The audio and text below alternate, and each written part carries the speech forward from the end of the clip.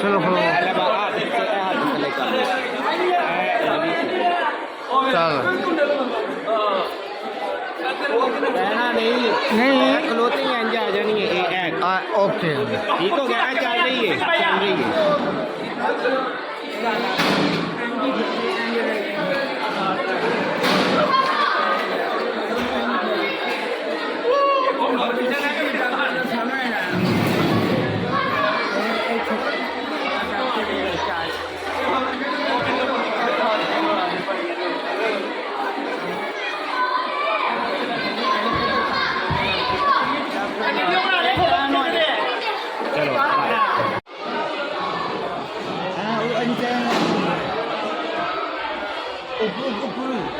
ऊपर